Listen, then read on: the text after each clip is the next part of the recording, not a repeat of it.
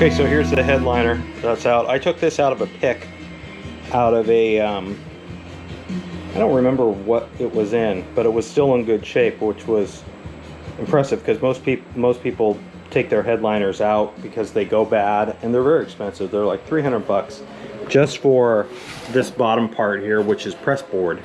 That's the cheaper route. They have an ABS plastic version, which is $400 or $500 just for the plastic.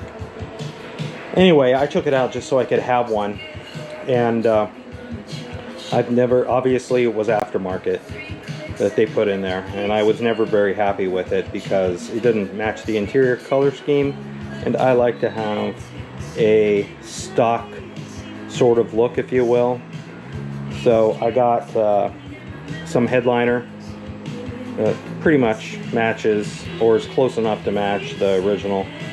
So this has all got to be taken off. You can see in some places it's already starting to fail, like right here. It's pulling away from the plastic, from the pressboard.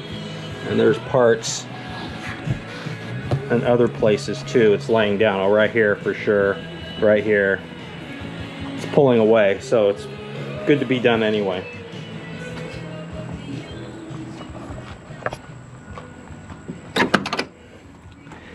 And so this is what it looked like when I had it. This is a stripped down.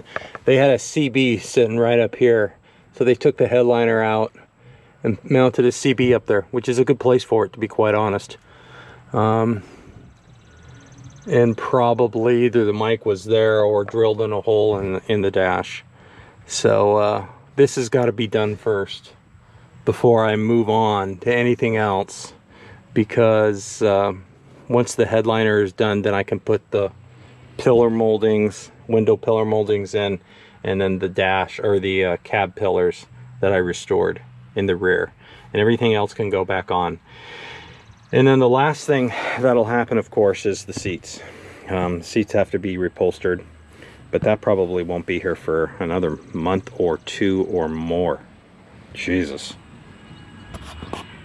You know, sometimes it's just really good just sit back, have a sandwich cooler, and try and figure out what the hell you're going to do.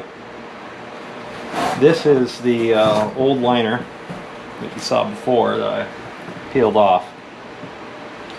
And below it there was like a fabric mesh here. And it just peeled.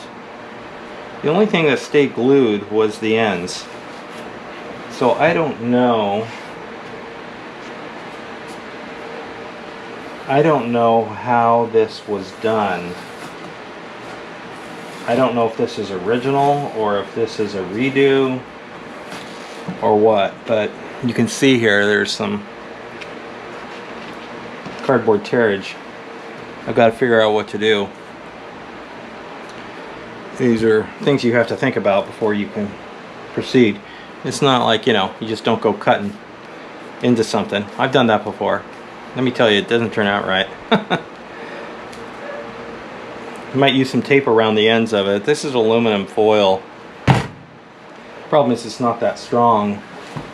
You need something like what they have way over here on the ends, which is polycan, and it's got like a fiberglass mesh running it.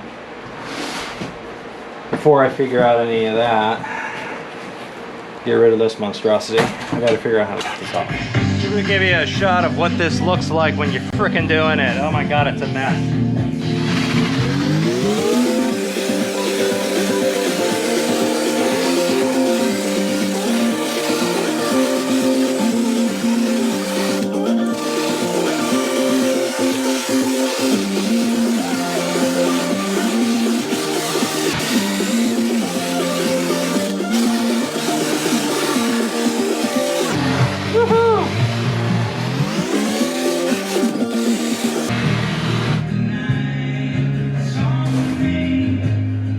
There you go, you have an idea. I need to puff on a cigar. Well, okay.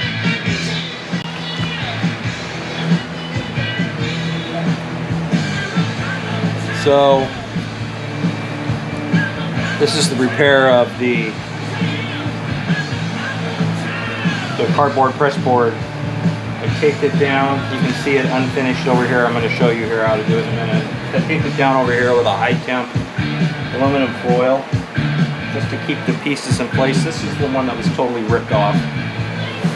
This one here was on there just a little bit, so I got to move pretty quickly here because I got resin disappearing. The first thing you do is you sit here as Angus Young is being annoying. You gotta saturate the cardboard. I'll stick to this aluminum foil and give it some strength. You can just take what I have here and spread it on. I'm going to give this cardboard, this pressboard, some new life. Take the fiberglass and press it on. The overlap. Got to overlap. Have to overlap the fiberglass or it's not going to work very well. Then another coat of resin onto the fiberglass.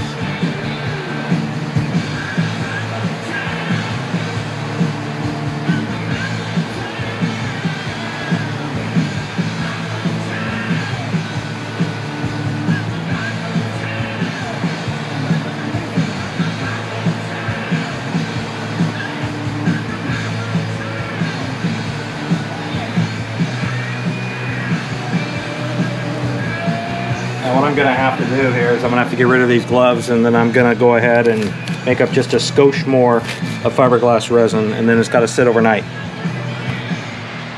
So the trick here is to get this stuff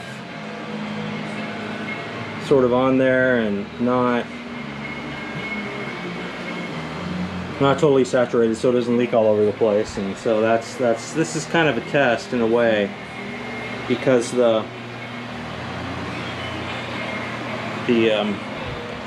not sure how it's going to stick to the aluminum here, so we'll keep it going. Next up probably that I'll do is these babies here, but I may stop for the day. So anyway, that's all in a pretty good day's work for Socrates, I would say, although he was building warm battlements. But what can you do, man? We're just living in the tyranny as best we can.